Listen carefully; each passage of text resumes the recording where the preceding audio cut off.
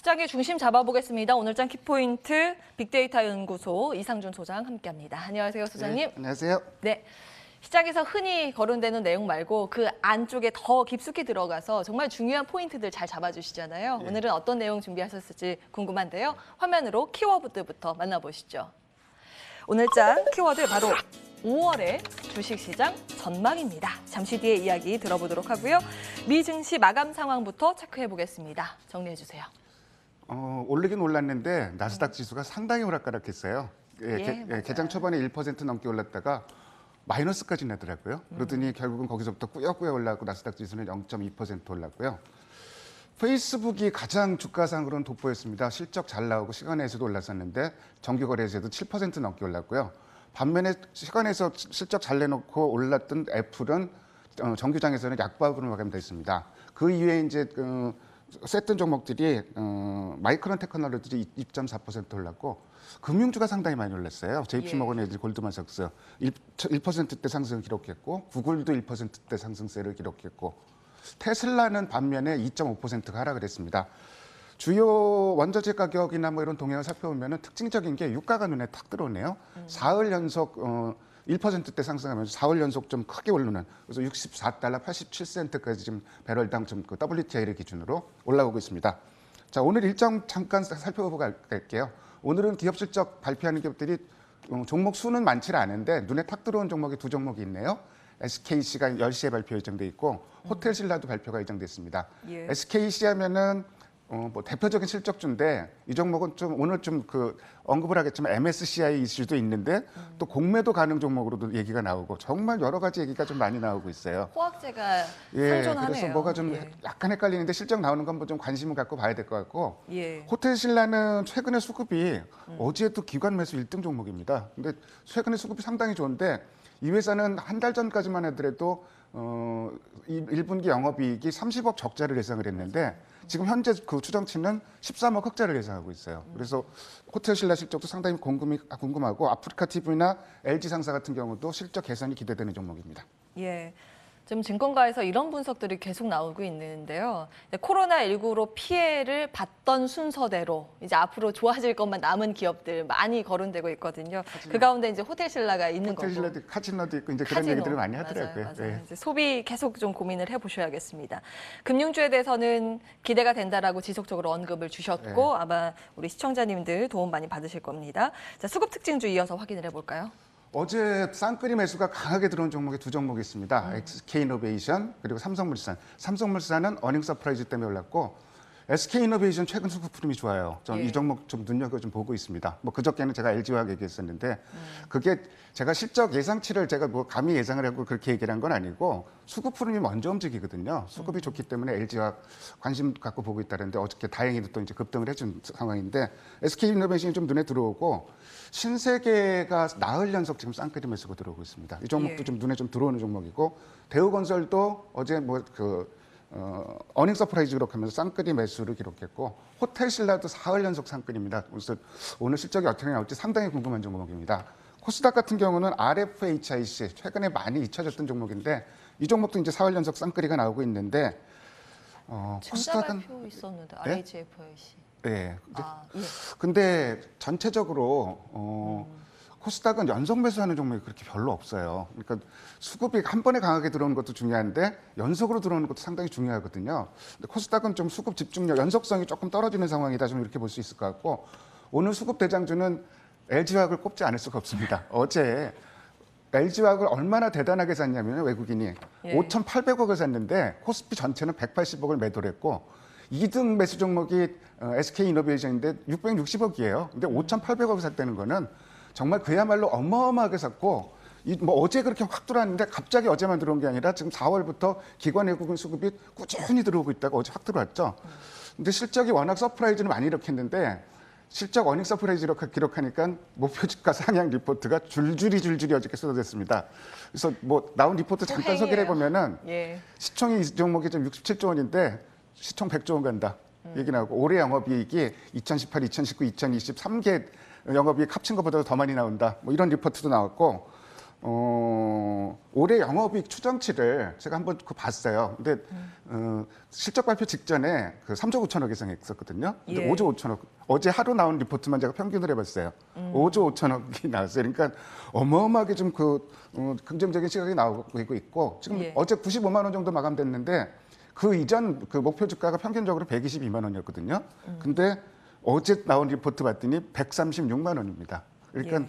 굉장히 지금 실적 자체가 쇼크를 줬다. 그러니까 좋은 의미의 쇼크를 줬다. 그래서 굉장히 긍정적인 얘기들이 많이 나오고 있고 급등했기 때문에 추격 매수는 어려운데 갖고 계신 분들은 계속 들고 가셔도 될 것 같습니다. 예.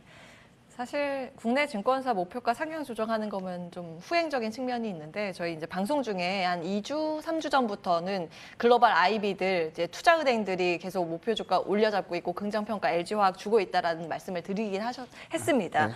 이제 참고해 보시면 되겠고요. 지금은 많이 올라서 보유자의 영역이다. LG화학 찍고 우리 시장에 대한 구체적인 전략 그리고 투자 힌트 얻어보도록 하겠습니다. 이제 5월 전망하는데 호재학제 좀 긍정적인 변수, 부정적인 변수 좀 살펴볼 텐데 예. 긍정적인 변수는 이래도 저래도 실적입니다. 실적이 뭐 지금 1분기만 좋을 실적이 아니잖아요. 물론 이런 부분이 있어요. 실적이 시장에 좀 끌고 가는 힘은 4월 달에 한 번 했기 때문에 5월 달에는 주춤해질 수는 있습니다. 근데 예. 6월 달, 7월 달 계속 시장을 지탱하는 힘이 될 것이고요. 두 번째로는 백신 백신 좀 많이 맞게 되면은 이 부분들이 이제 기대감으로 나올 수 있을 것이고. 어제 80조 원 몰렸대죠. SKIT. 그러니까 예. 유동성은 지금 뭐 너무너무 풍부한 시장이고. SK 분리막 자회사. 예. 그리고 돈이 환율도 그렇게 많더라고요. 예, 맞습니다. 예.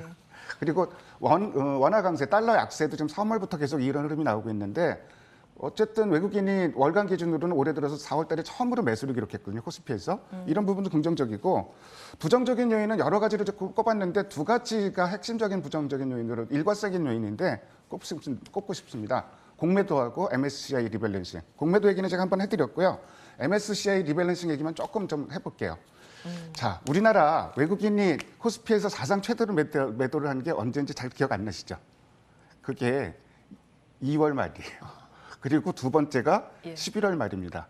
그리고 네 번째가 작년 8월 말이에요. 어떤 날이냐? MSCI 리밸런싱이 있었던 날이에요. 갑자기 이런 흐름이 없었는데 작년 8월부터 이런 흐름이 나오기 시작했습니다. 예. 어마어마하게 좀 매도를 해오고 있어요. 그래서 올해도 5월 말에 아마 하루짜리 대규모 매도가 나올 것 같습니다. 좀 매매 감각이 좋으신 분들은 그날 하루짜리 단타를 좀 노려볼 만도 한데 어쨌든 이런 부분이 좀 부담이 될 수 있는 것이고 근데 이제 한번 생각해 볼 부분이 그렇다면 시장이 아니고 MSCI 이번에는 리밸런싱에서 새로 들어가는 종목 그리고 빠지는 종목들이 있거든요. 들어가는 종목은 좀 시중에서 많이 나왔는데 HMM 그다음에 하이브 그다음에 SKC 녹십자는 뭐 된다 안 된다 얘기가 좀 많은 종목이고 MSCI에서 좀 빠질 것으로 예상되는 종목들은 대표적으로 오뚜기, 한국가스공사, 롯데지주 이런 종목들이 있는데 이 일정을 살펴보면은 5월 말에 리밸런싱이 되는데 그 반기 리뷰는 5월 12일 날 예정이 돼 있습니다. 지금 예. 한 열흘 정도 남았죠? 그럼 지금 제가 D-10일부터 2월 달에는 종목 신규 편출입이 없었고요. 작년 11월 기준으로 세 종목이 편입이 됐는데 어떻게 움직이는지를 좀 살펴봤어요. 근데 분명 효과 있죠. D-10일부터 리뷰가 있던 날까지는 상승했고 거의 고점이었어요. 세 종목 다. 거의 비슷하게 나오죠. 그래서 지금 당장 들어가도 과거의 흐름으로 봐서는 뭐 무리가 없을 것으로 좀 보이기도 하는데 예. 다만 이번에는 지금 공매도 재개되는 시점이랑 이게 좀 맞물려져 있고요. 조금 부담스러울 수 있습니다. 어쨌든 이런 전략 구사하시는 분들은 수급 변화 보면서 단기적으로 한번 접근해 보는 것도 뭐 나쁘진 않은 전략일 것 같아요. 근데 뭐 HMM은 일본 보면은 지금 못 쫓아갈 것 같아요. 너무 많이 올라가고. 네. 그거 어떻게 하라는 말씀이세요? 일단 SKC 실적 나오는 거 먼저 보고요. 저는 예. 이 중에서 제일 그래도 택한다면 SKC 보고 있는데 SKC? 공매도 얘기도 나오고 있지만 그거야 나와봐야 나오는 것이고 실적이 잘 나올 것을 기대를 좀 하고 한 종목 좁힌다면 SKC 정도로 좀 관심을 갖고 있습니다. 예.